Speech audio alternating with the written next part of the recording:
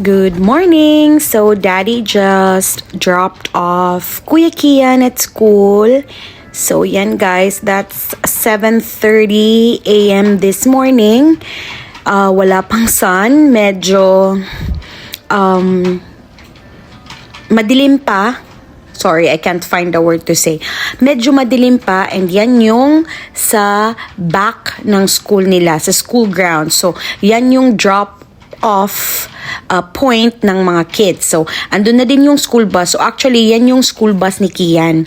Kaso nga lang, hindi namin siya pinapasakay tuwing morning kasi nagpipick up yan sa street namin ng 7:05. Super aga nung guys. So, kaya sinasabay siya ni Fritz papuntang work. Mayang hapon sa tanan. Good afternoon, everyone.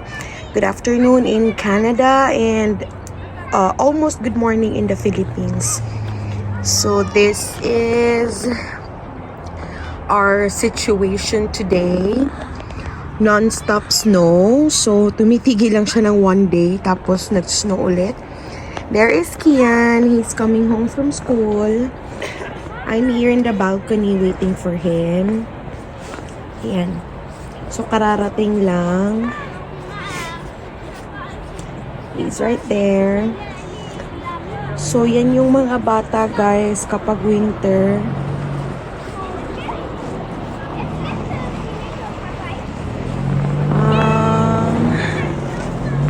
Hirap-hirap. Mahirap, mabigat. So, yan sila. Wala namang reklamo. Everything's good as long as healthy yung pamilya. Pero, guys, ang lamig. Today, it's minus 18. Minus 18 dito. Yung pinaka-coldest temperature today.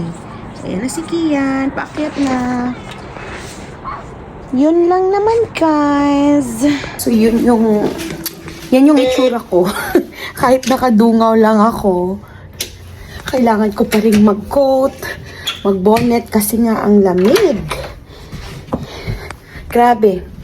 Whole week ngayon, ganyan yung temperature. So, walang takas, guys. Whole week, malamig. Pero, ang unusual kasi next week, magiging warm naman ulit. Magni-1, +2. So, yan yung buhay namin dito sa Canada, guys. It's very cold. Just a daily update. Kasi nga, kung kaya namang hindi lumabas, kung walang work for today or something, hindi lalabas kasi nga ang lamig. So kaya usually nag-grocery kami weekends, tapos isahan na for 1 week or for 2 weeks para hindi na kami lalabas in the middle of the week para bumili ng pagkain. Kasi nga, yun nga, malamig. Hindi mo, sometimes, hindi natin alam kung gaano kalamig kinabukasan. Hi, babe! Hello. How's work? Good. How's work? How's school? Good. Ay, you're so cold. Cheeks ni Kian, it's so cold. Namumula, guys, kasi nga it's so cold outside. So, yun lang. Kian's home. We're gonna wait for Daddy to come home. Thank you so much for watching. Bye. See you in the next one.